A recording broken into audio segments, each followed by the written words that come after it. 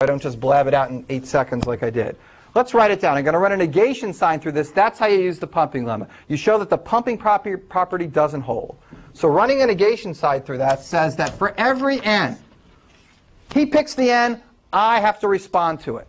There exists a z in L, z bigger than n. That's my job. I exhibit the string. Remember, he picked the n, he picked 32.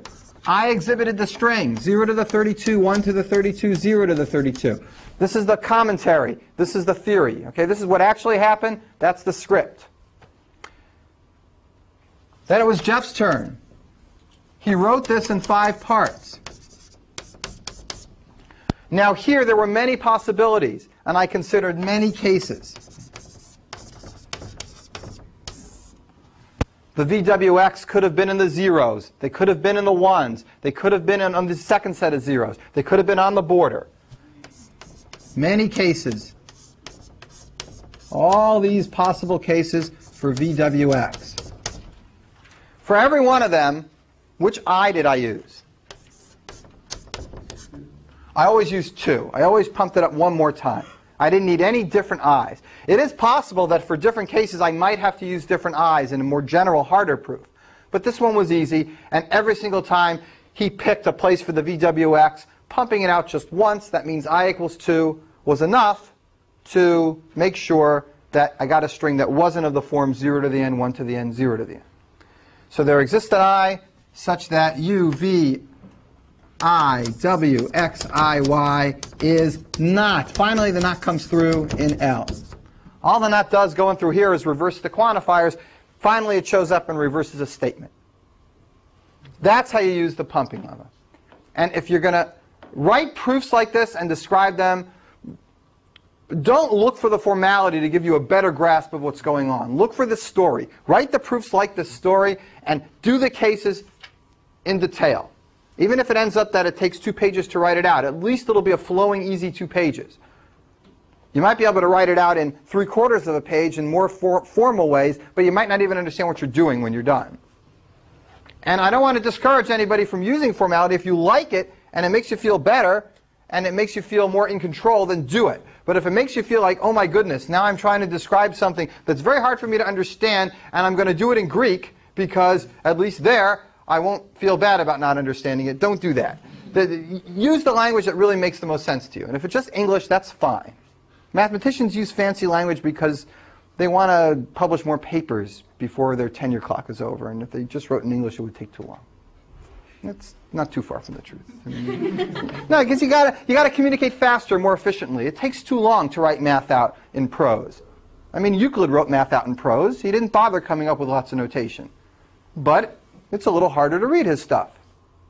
And if you're going to talk to somebody a lot, you come up with a common vocabulary. Every group has its own vocabulary, as annoying as that can be to people outside the group. All right. Questions? Yes, Neil. Our first pumping lemma, couldn't we have done that in terms of grammar also with the same parsing tree? Yes. Yes, we could have. We could have done the same grammar. And remember, linear grammars, they're like all lopsided on one side. The grammar is very, very special looking. And if we would have found the loop, it would have been just like this, where all the pumping happens on one side and a single non-terminal sits on the other side. And it would have been equivalent to what we did with the machine. But I think it's more intuitive to do that. I've never actually done this. I've never actually pretended that the pumping lemma had nothing to do with machines the first time and just did it with grammars just so that when I got to this, it would seem more natural. I never did that, but one day I'll probably do it and then get an idea of whether it really works or not. But sure, I could have done that. I could have shown it to you with a grammar, and then this would have just been, hey, we got a more complicated grammar this time that both sides can generate terminals. You know, there's pumping on both sides. I don't know if it's good or bad. But the first pumping lemma is so much more natural just to think of loops. And the idea is so technical and ugly that you don't want to obscure it with anything else. So, I don't know. Other questions about this? All right, let me show you one thing, and then we'll quit today, or I'll stop for final questions.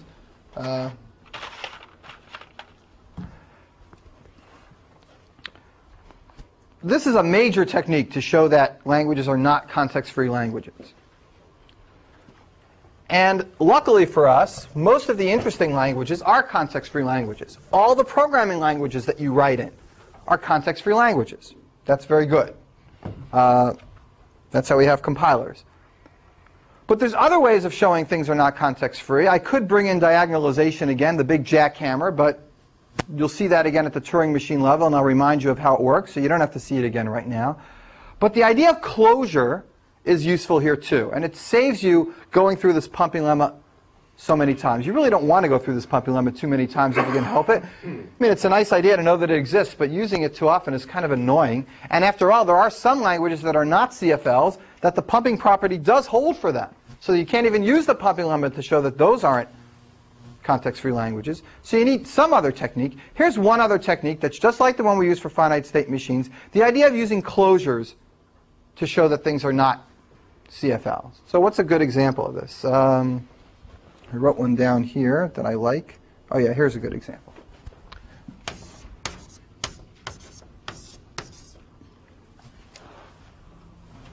You know what? I need this. I got to use 3 symbols for this one. 0 to the n, 1 to the n, 2 to the n. This is definitely not context-free, and the argument is exactly the same as what we just did before for 0 to the n, 1 to the n, 0 to the n. It's the same exact pumping lemma proof. This we know is not context-free because of the pumping lemma. Now let's consider this equality. This equals the set of all strings that have an equal number of 0s, 1s, and 2s. That means mix them any way you want, but when you're all done counting them, same number of 0s as 1s, same number of 1s as 2s. Okay? Everyone understand this language compared to this? All right. Well, this is equal to this intersect with what? Intersect, same equal property, but here they have to come in order. So 0 star, 1 star, 2 star. Okay? Everybody with me so far? The intersection of these two equals this. Now, we don't know the status of this language. We know the status of this language is not a CFL.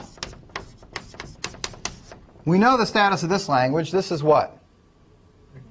This is regular. So it's certainly a CFL. Certainly a CFL. It's even regular. And this is the unknown.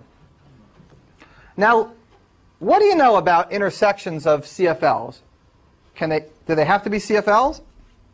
No, they don't have to be. It's unfortunate. There's very few things that CFLs are closed under compared to finite state machines. We use the same trick on a finite state machine. Equals 0s and 1s, 0 star, 1 star, 0 to the n, 1 to the n. And there, since finite state machines are closed under intersection, we could conclude, since this is regular, and 0 to the n, 1 to the n is not regular, then there's no way equals 0s and 1s could be regular, because if it was, then regular intersect regular would give you regular, and we know that's not regular, therefore that can't be regular. But here, we have this unfortunate situation where intersection of two context-free languages is not necessarily a context-free language. I mean, here's the proof of that.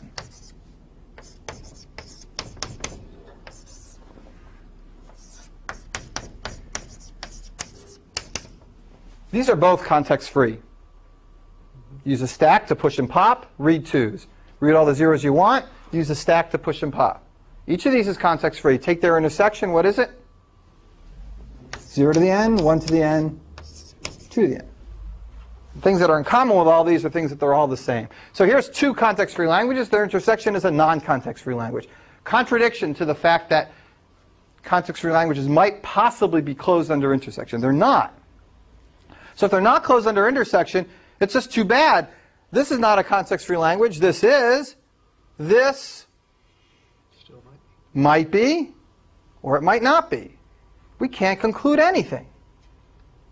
If we knew that their intersection had to be a context-free language, if they were both context-free languages, then we know this for sure would not be a context-free language because this isn't. But we don't know that. Too bad. That really sucks. All right, class over. No. There's one nice result for context-free languages. That they are closed under intersection, and here's how it works. If you intersect a context-free language with a regular set, not with another context-free language, but with a regular set,